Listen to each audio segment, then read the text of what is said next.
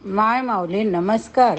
विविध ग्रंथातील एक महानग्रंथ श्री संत एकनाथ महाराज कृत श्री भावार्थ रामायण कथासार अभिवाचन करत आहे. विभाग विद्यकांड भाग 35. श्री गणेशाय नमः. इंद्रजिताच्या मृत्यूमुळे रावण शोकाकुल झाला. त्याने विचारल्यावरून प्रधानाने इंद्रजित लक्ष्मण यांच्या संग्रामाचे वर्णन केले. ते ऐकता ऐकता रावण क्रोधविष्ट झाला.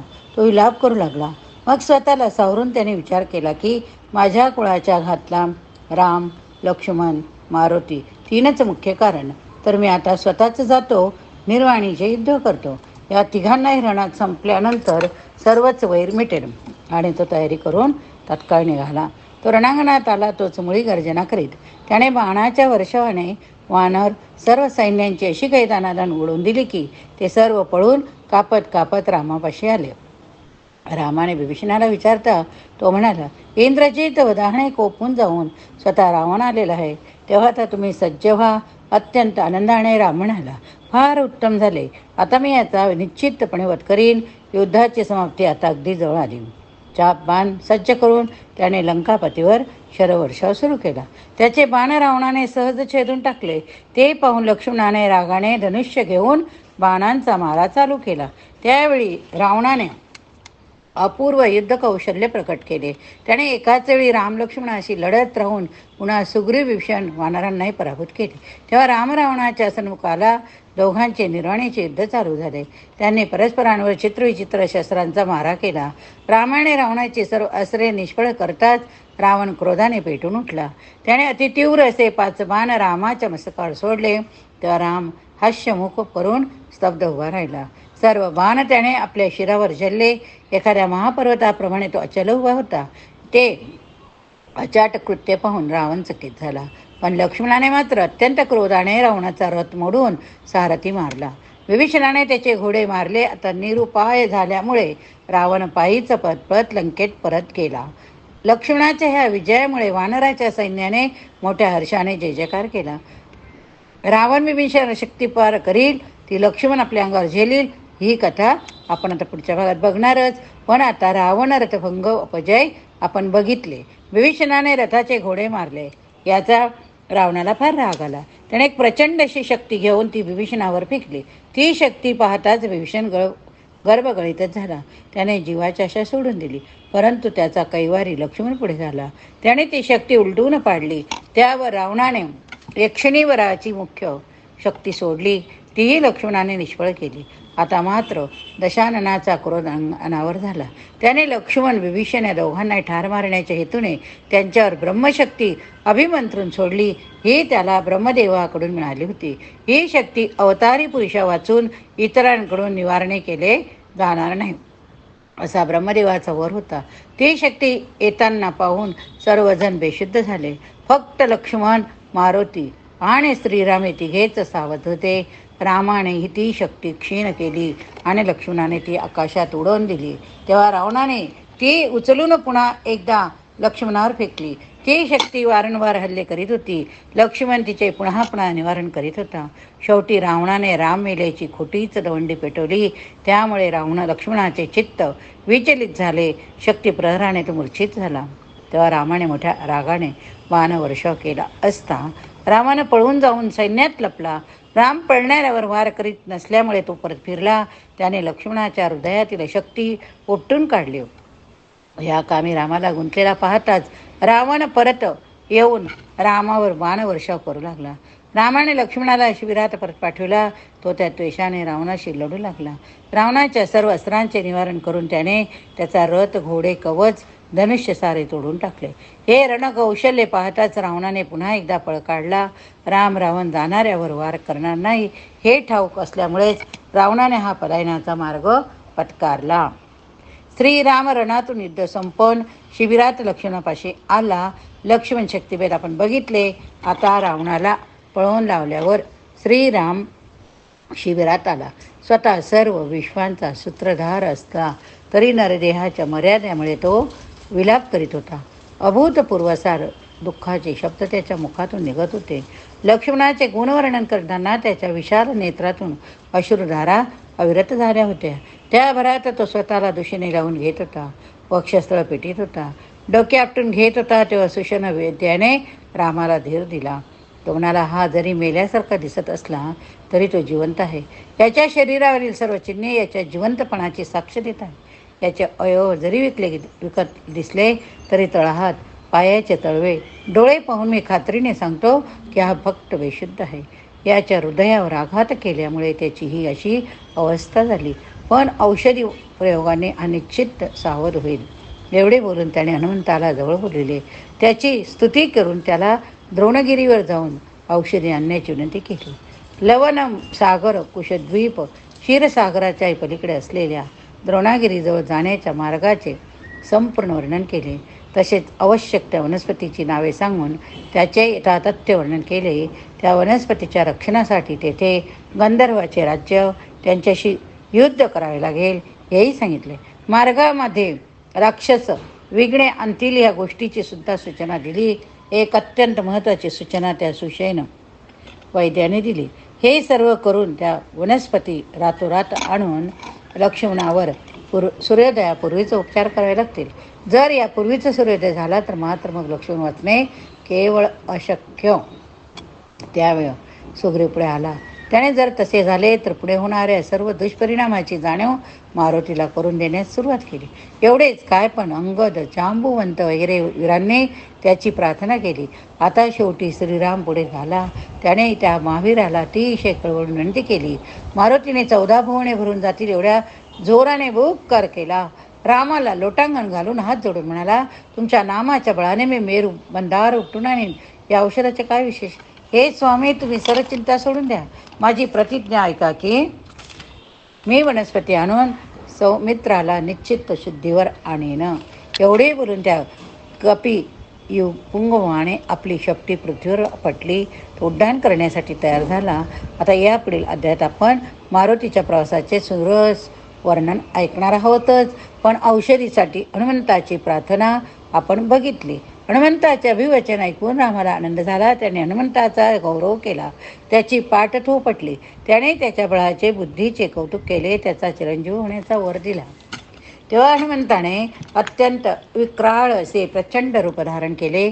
तेवढ्या सोन्याच्या पर्वताप्रमाणे तो दिसत होता. एखाद्या सोन्याच्या पर्वताप्रमाणे तो दिसत होता. त्याने अतिशय जोराचा बोकार केला. तेव्हा कैलासावरील शंकर दचकला. मारुतीने क्षणार्धात सागर पार केला. हे विचित्र कृत्य पाहून रावण देखील काळजीत पडला. त्याने कालनेमी नावाच्या राक्षसाला बोलावून त्याला लक्ष्मणाची सर्व कथा सांगितली. मारुतीच्या मार्गामध्ये विघ्न उत्पन्न करून त्याला अडविण्याची विनंती केली. याशिवाय हे कार्य केलेस अर्धे राज्य देण्याची आमिष पण दाखवली. काय कपट योजना करावी तेही सांगितले. कालनेमी शूर होता, पण कपटाची योजना केल्यावर तो तिचा परिणाम समजला. एक तर मारुतीच्या हातून मरण, नाही तर रावणाच्या हातून. त्या रावणाच्या मारुतीच्या हातून मेल्यास केव्हाही चांगले असा विचार करून तो रावणास नमस्कार करून निघाला. त्याने मार्गात एक आश्रम बाग निर्माण केली. स्वतः मुनी वेश घेऊन बसला. जेव्हा मारुती तेथे आला तेव्हा साधूने त्याला नमस्कार केला. थोडी विश्रांती घेण्याची विनंती केली, पण मारुतीने विश्रांती पाहुणचार न घेता फक्त पाणी मागितले. तेव्हा त्याने शेजारच्या तळ्यावर पाणी पिऊन येण्यास सांगितले. सरोवरात पाय ठेवताच एका मगरीने त्याचा पाय धरला. त्याने लात मारताच ती मेली व मगरीचे शरीर टाकून आपले मूळ अप्सरा रूपात येऊन तिने आपल्याला मिळालेल्या शापाचे वर्णन केले. ती विद्युत मालिनी नावाची अप्सरा एकेवेळी विमानातून संचार करताना काही अपराधामुळे सूर्याने तिचे विमान खाली पाडले. ऋषींच्या आश्रमावर पडले. ऋषींना राग आला. त्याने तिला तू सुसर होशील असा शाप दिला. तात्काळ ती सुसर झाली. तिने भीतीने ऋषींची पुन्हा प्रार्थना केली. आपल्या चुकीची कबुली दिली. तिने उशापासाठी विनंती केल्यावरून ऋषींनी तिला उशाप दिला की हनुमंताच्या लाथेच्या प्रवाहाने तुला उद्धार होईल, पूर्वीचा देह तुला परत मिळेल. तेव्हापासून लक्षावधी वर्षे ती त्या ठिकाणी राहत होती. मारुतीच्या आगमनाची वाट पाहत होती. ती म्हणाली, हे कपिवीरा, मला जन्म मरण वृद्धावस्था नाही, त्यामुळे मूळचे स्वरूप मिळाले. मी आता स्वर्गामध्ये माझ्या मूळच्याच ठिकाणी जाईल. तू माझा उद्धार केल्यामुळे माझा तूच आता सद्गुरू होय. तू अनेकांना उद्धारले, त्याची मेज दाद कोणी करावी. हा संसार समुद्रात तुझ एक तारक. अशी स्तुती केल्यानंतर तिने मारुतीला मार्गावरील पुढील विघ्न, त्याच्या खुणा सांगितल्या. ते आपण पुढच्या याच्यात ऐकणारच आहोत. पण आता आपण अप्सरेचा उद्धार बघितला. त्या अप्सरेने आकाशात जाण्यापूर्वी मारुतीला साधूंचे रूपधारण बसलेल्या काल नेहमी राक्षसांची माहिती दिली. तो मारुतीला अडविण्यासाठी येऊन बसला. हे सांगितले, माझे बोलणे सत्य म्हणून त्याचा वध कर असे सांगितले. तेव्हा श्रीरामाचे स्मरण करून मारुतीने एकाग्र दृष्टीने पाहताच राक्षसांचे खरे रूप त्याला दिसले. एकाच उडीत राक्षसाकडे येऊन त्याने त्याची निंदा केली. त्याला मारण्यासाठी सरसावला. त्यावर त्या राक्षसाने पण आपले भयंकर स्वरूप घेतले. तो 10 योजने उंच झाला. कोलीत घेऊन मारुतीवर धावला. हनुमंताने त्यापेक्षाही विक्राळ स्वरूप घेऊन राक्षसावर उडी मारली. एकाच प्रहरात त्याचा प्राण घेतला. ही सर्व गडबड चालली होती. त्यावेळी कोलाहलामुळे त्या पर्वताचे रखवालदार जे 14,000 गंधर्व होते ते जागे झाले. आपापली शस्त्र अस्त्र घेऊन ते पाहता तो त्यांना हनुमंत दिसला. त्यांनी त्याला वेढला. सविस्तर प्रश्न केला, तू कोण, कुठून आला, हा प्रचंड राक्षस कोण? दुसरा म्हणाला, पाहता काय, मध्यरात्री फिरणारा चोर, त्याचे पाय हात धरून बांधा. तेव्हा मारुतीने त्याला गोड बोलून गोड भाषेत सर्व वर्तमान सांगितले. औषधी घेऊन जाऊ देण्याची विनंती केली. ते न मानता गंधर्वाने युद्धाला सुरुवात केली. मग मात्र मारुती खवळला. त्याने निमिषात 14,000 गंधर्वांना मारून टाकले. मारुती औषधी शोधू लागला. त्या औषधी क्षणात गुप्त क्षणात प्रगट होत होत्या. कधी पूर्वेला तर कधी दक्षिणेला अशा दिसू लागल्या. तेव्हा मारुती गोंधळला. श्रीरामाचे स्मरण करून त्याने तो पर्वतच उपटून हातावर घेतला व दक्षिणाकडे उड्डाण केले. जाताना वाटेत त्याच्याकडे भरताचे लक्ष गेले. त्याला असे वाटले की रात्रीच्या वेळी इंद्र भल्या मोठ्या विमानातून सोबत अप्सरा घेऊन चालला आहे की काय. ज्याप्रमाणे रंगील पुरुष काळ वेळ न पाहता रतिविलासात दंग असतो, तसा इंद्रसुद्धा निर्भेद संचार करतो आहे. या समजुतीमुळे त्याने एका राम नामांकित बाण सोडला. त्या बाणामुळे असा पेच पडला की लक्ष साधावे तरी मारुती श्रीरामाचा भक्त. तेव्हा त्याने असा मार्ग काढला की सरळ पायाला मिठी घातली. मारुती बाण पाहून चकित झाला. त्यावरील रामाचे नाव पाहताच त्याने विचार केला की काही हो, पण या बाणासंगे जावे. इकडे सूर्योदयापूर्वी औषधे नेण्याची काळजी होतीच. तरी तो बाणाबरोबर निघाला. बाण त्याला घेऊन नंदीग्रामात भरताकडे आला. हनुमंताचे नंदीग्रामी आगमन बघितले. आता बाण मारुतीला घेऊन जो निघाला तो तडक भरताजवळ येऊनच थांबला. मारुतीने तो आश्रम भरत दोन्ही पाहिले. मारुती आश्चर्यचकित झाला.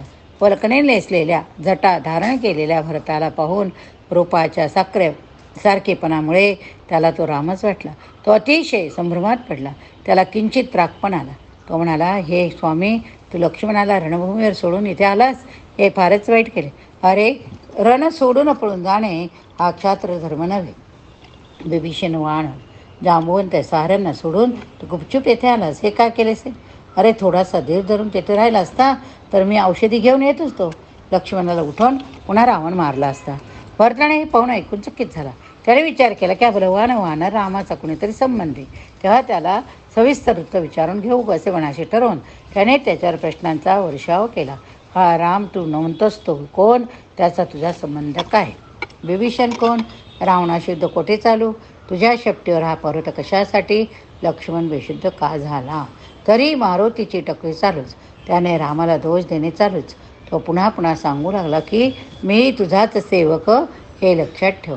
तू किती लपलास तरी तुला शोधून काढल्याशिवाय राहणार नाही. आता एकट्याने माझ्यासोबत चल. आपण लक्ष्मणाला उठव, रावणाला मारू, सीतेला सोडून आणू आणि देवतांना मुक्त करू. हे सर्व ऐकत असताना भरत रामाच्या आठवणीने देवार विसरला. श्रीरामाचे नाम गात तो समाधीमग्न झाला. आता मात्र मारुती चमकला. तो म्हणाला, हा राम नव्हे तर? तेवढ्यात भरत सावध झाला. हे पाहून मारुतीने त्याचे पाय धरून त्याला स्वतःशी ओळख देण्याची विनंती केली. भरताने त्याला आपले संपूर्ण वृत्त सांगितले. तो म्हणाला, आता तू मला रामाची सविस्तर बातमी सांग, मगच इथून जा. मारुती पुढे पेच पडला. त्याने औषधी नेण्याचे कारण, घाई करण्याचे कारण थोडक्यात सांगून थांबविण्यासाठी विनंती केली. औषध देण्यापूर्वी जर सूर्योदय झाला तर लक्ष्मणाच्या मृत्यूची निश्चिती सांगितली. त्यावर भरत म्हणाला, अरे, तू कसली चिंता करतो? मी सूर्याला उगू देतच नाही ना. हा पा, माझा पराक्रम पाशील. तरी मारुतीने त्याला पुन्हा पुन्हा सांगून पाहिले, जर वनस्पतीने नसुष झाला तर निष्फळ होईल, शिवाय रामाचा क्रोध वाढेल, हे तर निश्चित. मलाही अपकीर्तीचा दोष लागेल, तरी तू कृपा कर, मला थांबवू नको. त्यावर भरताने त्याला पुन्हा आश्वासन दिले की मी सूर्याला तर थांबविनच, पण तुलाही हा पर्वत सकट माझ्या बाणावर बसवून एका क्षणात रमापाशी पाठवेल. हे ऐकल्यावर मारुतीला भरताचे प्रेम समजले. तो पुन्हा खाली बसला. भरताला हनुमंताचे दर्शन झाले. आता पुढे हनुमंताने रामाचे स्मरण करून भरताला पूर्ण वर्तमान सांगण्यास सुरुवात केली. चित्रकूटावर भरताला पादुका दिल्यानंतर पुढे रामाचे अगस्तीच्या आश्रमात गमन झाले. शरभंग मुनींचा उद्धार केला. विराट राक्षसाने सीता पळविण्याचा प्रयत्न केला. त्याचा वध, जटायूशी मैत्री, पंचवटींमधील वास्तव्य, पुढे लक्ष्मणाकडून 100 राक्षसांचा वध. त्याची आई शूर्पणखा रागाने आली. तिचे नाक कान कापून तिला परत पाठविले. खर दूषण यांच्यासह 14 राक्षसांचा केलेला निपात. नंतर मरीचाचा वध. सीतेला रावणाने पळून नेले. जटायू रावणाचे युद्ध, जटायूचा मृत्यू, कबंध राक्षसांचा वध, सुग्रीव, मारुती, राम यांची भेट, वालीचा वध, सुग्रीवाशी मैत्री, सीतेचा घेतलेला शोध, विभीषणाचे आगमन, सागरावर सेतूचे निर्माण, राक्षसांचे युद्ध, राक्षसाकडील सर्व वीरांचे निर्दाळन, रावणाने लक्ष्मणावर केलेला आघात, त्याच्यामुळे बेशुद्ध झालेला लक्ष्मण, त्यासाठी औषधी नेण्याची तातडी, सर्व कथाभाग मारुतीने वर्णन केला. हे चालू असता दोघेही तन्मय झाले. मग भरताने त्याला भोजनाचा आग्रह केला. मारुतीने त्याला आपली चिंता सांगितली. लवकर जाण्यासाठी परवानगी मागितली. त्याने मग भरताचे चरणतीर्थ घेतले. भरताने धनुष्य सज्ज केले. बाणावर मारुतीची पर्वतासहित स्थापना केली. बाण सोडला. इकडे मारुतीला येण्यास उशीर लागला. तसतशी रामाची बेचैनी वाढू लागली. तो लक्ष्मणाचे एक गुण आठवून दुःख करू लागला. लक्ष्मणाच्या तोंडाकडे पाहता पाहता त्याच्या शोकाचे रूपांतर रागामध्ये झाले. जर मारुतीला कोणी अडवले तर लक्ष्मणाचा जीव वाचू शकला नाही तर अवघ्या विश्वाची राखरांगोळी करेल, असे तो म्हणू लागला. रामाचा राग पाहून सर्व देव, गंधर्व, लोकपाल, दिग्गज, ब्रह्मा, विष्णू, महेश, शंकर हडबडून गेले. त्यांना काय करावे सुचना. राम जे बोलेल ते करीलच याची सर्वांनाच खात्री होती. आता काय करावे, ही रघुपतीचा राग जाईल या विचारात सर्व गर्क झाले. तेव्हा श्रीधर धरून सुग्रीव, अंगद, नळ, नीळ, विभीषण, जांबुवंत यांनी रामापाशी येऊन त्याची नाना प्रकारे प्रार्थना केली. त्रिभुवनाच्या रक्षणासाठी विनवले. त्याला सर्वत्रेने समजावण्याचा प्रयत्न केला. या रामाच्या मित्राच्या प्रयत्नांना शेवटी यश आले. श्रीराम हळूहळू शांत झाला. त्याचा चेहरा पूर्वीप्रमाणे सौम्य झाला. तो पुन्हा लक्ष्मणाजवळ येऊन बसला. रघुनाथाच्या रागाची शांती आपण बघितली. आता श्री मित्रमंडळीच्या समजवणीमुळे रघुनाथ जरी शांत झाला तरी त्याच्या जीवाची तळमळ थांबेना. तो सुग्रीवाला पुन्हा पण आपली चिंता सांगू लागला. लक्ष्मणाची एक एक गोष्ट आठवून त्याचा कंठ दाटून येऊ लागला. आपले हृदय तो त्याच्यापाशी मोकळे करू लागला. लक्ष्मणाचे जर काही बरे वाईट झाले तर स्वतः जीव देण्याची भाषा करू लागला. सुग्रीवाने यावेळी मित्रांचे कर्तव्य केले. त्याने रामाला धीर दिला. त्याने हनुमंताच्या पराक्रमाची पुन्हा पुन्हा खात्री पटवून दिली. रामाविन वानर सैन्याची काय अवस्था होईल हे सांगितले. अजून एक प्रहर रात्र बाकी आहे याची आठवण करून दिली. मारुतीच्या भक्तीची, शक्तीची त्याला पुन्हा पुन्हा जाणीव करून दिली. याच वेळी उत्तर दिशेकडे दिव्य प्रकाश पडू लागला. त्या प्रकाशात सर्व आभाळ व्यापून जाईल एवढा मारुती त्याच्या शपटीवर एक महापर्यंत. हे दृश्य पाहूनच वानरगण तिथून पळूनच गेले. लांब जाऊन बसले. वानराची भीती जाणून रामाने धनुष्य उचलले. एवढ्यात सुग्रीवाने मारुतीला ओळखले. मारुतीने पर्वत खाली ठेवला. त्याने निघाल्यापासून ते भरत भेटीपर्यंत सर्व वृत्तांत सांगितला. श्रीराम आनंदित झाले. सुशयन वैद्याने औषधीचा रस काढला. लक्ष्मणाला पाजला, पण अपेक्षित परिणाम दिसेना. तेव्हा तो गोंधळला. त्याला हनुमंताने त्याला रामाचे चरणतीर्थ मिसळून पुन्हा औषध देण्यास सांगितले. तसे त्याने केले तर तत्काळ लक्ष्मण सिद्धीवर येऊन बसला. तेव्हा सर्वत्र आनंद झाला. देव आपापल्या स्थानी गेले. वानर हर्षाने उड्या मारू लागले. राम हसले. जरा शांतपणे बसून राहिले. लक्ष्मणाला शुद्धीवर आणले बघितले आपण. आता लक्ष्मणाने सावध होऊन उठल्यानंतर सर्वप्रथम रामाला नमस्कार केला. विभीषण, सुग्रीव, अंगद आदी करून सर्व वानरांना प्रणाम केला. सुषेणाचे कौतुक केले.